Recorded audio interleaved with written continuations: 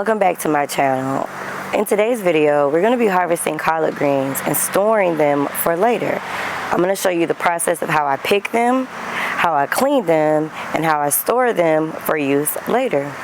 Now these are my beautiful collard greens. The variety of these are Morris heading. Now some tips on growing collard greens. I recommend you initially start your collard greens in the fall. So starting them indoors in the late summer around the end of July, then transplanting them outside around the end of August, September so that they can grow through the cooler months. Collards are what is called a cold season crop, and they thrive in cooler temperatures. A lot of them can thrive all the way down to freezing. Now because I'm in Florida zone 9B, I had to choose a variety that was heat tolerant, which is why I'm growing Morris heading. Now the reason that they are so tall is because the way that I am harvesting them, I only harvest from the stem and I leave a few leaves in the middle so that year over year they can keep growing taller and taller, and I can keep harvesting over and over. These are about 2 years old at this point. Now let's transition into the kitchen. Now I have a pretty deep sink that I love to clean my garden vegetables in, so I like to scrub it down really well, make sure that all of the residue that might have been left over from whatever I was washing before, I rinse it out really good so that there's no soap residue. Now you may not be comfortable doing this. Feel free to clean your vegetables outside or however you choose. Just make sure that you clean them, because even in the organic garden there are bugs that like to hide in our veggies. Now look at how many collard greens I harvest. I actually had 2 boxes full of collard greens that I harvested from the garden. So we're going to go and add those leaves into the sink. Now what you're going to see me do is go in with baking soda and vinegar. This is just my preferred method in cleaning my vegetables. I find that the baking soda and vinegar help to remove some of the dirt residue and also any bugs or pests that might be hanging out in your veggies. The earth keeps turning like 1, 2, 3. Oh, what a day, what a day, what a day. I think I need a cup of tea. The world keeps burning. Oh, what a day, what a day, what a day. Oh, what a day. I'm good. The world keeps burning.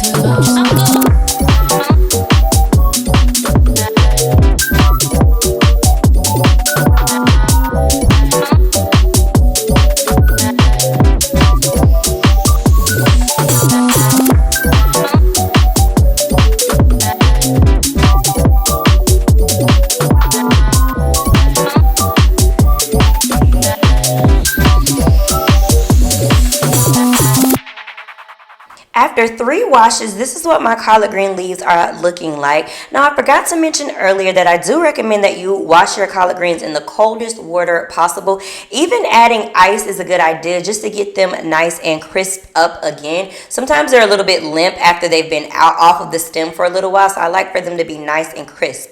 Now I take my time with this step because I like to review each and every leaf just to make sure that it's healthy, that there's no brown or yellowing spots that could alter the way that the greens taste.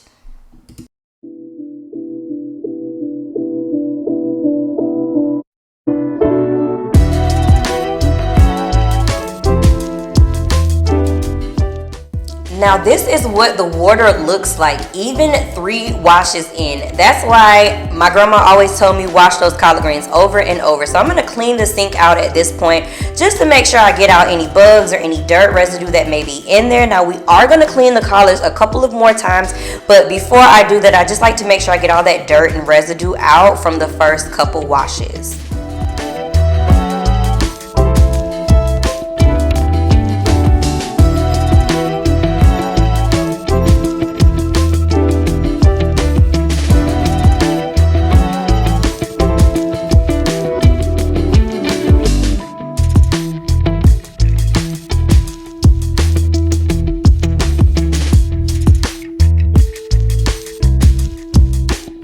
Now it's time to remove our leaves from the stem, stack and roll and cut up our collard greens. Now I'm going to be showing you the method that my grandma taught me many years ago when I was a lot younger, how to remove the greens from the stem. I'm going to zoom in here so you can see how I do it. I gather the leaves on one side and I just pull the stem from the back side. Now I don't throw my stems in the trash. I actually add them into my compost. These make a great green to add into your compost so that you can have compost and rich soil to use in your garden in the future. Now we're going to stack our collard greens up, maybe about 6 or 7 leaves. We're going to roll them like you see me rolling on the screen, and then we are going to cut them into small slivers. Now this is the way that I was taught to cut collard greens. By all means, if you were taught a different way or you want to cut yours a different way, definitely do so. But this is just the way that my grandma taught me and the way that a lot of African American people cut up their greens.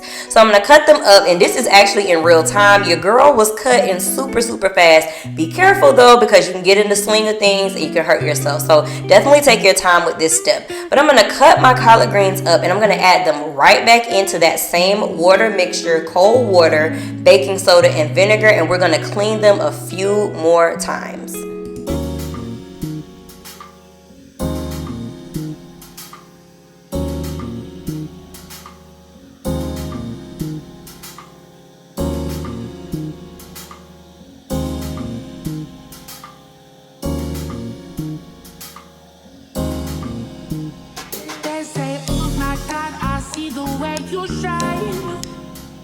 Take your hand, my dear, and place them both in mine. You know you stopped me dead while I was passing by. And now I beg to see you dance just one more time. Ooh, I see you every time. And oh my, I like your style. You make me wanna try. And now I beg to see you dance just one more. A few washings later, and this is what our collard greens are looking like, nice and clean. So now we're going to blanch them. So you're going to take a pot and you're going to fill it up with water and bring it to a boil. Because I had so many collard greens, I actually did this with 2 of my larger pots. You are going to get that water nice and boiling like you see here, and then you're going to add in your collard greens. Now you're only going to add them to the water for about 2 minutes tops.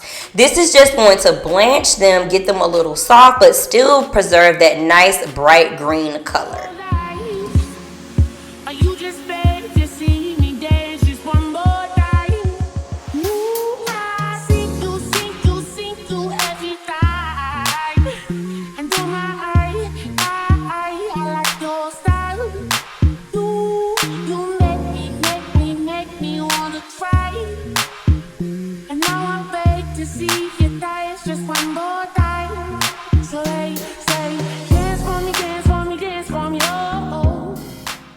When you remove your collard greens from that boiling water, you want to add it to another container that has cool water in it with some ice just to stop the cooking. This is how I prepare my collard greens when I know I'm going to freeze them to be cooked later.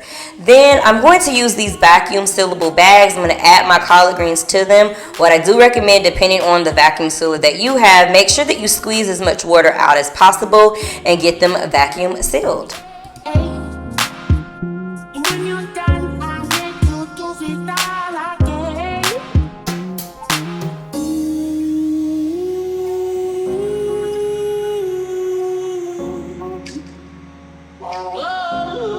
After vacuum sealing, I add these to the freezer and I try to go through them within 6 months from the time that they are frozen, and that is what my collard greens are looking like.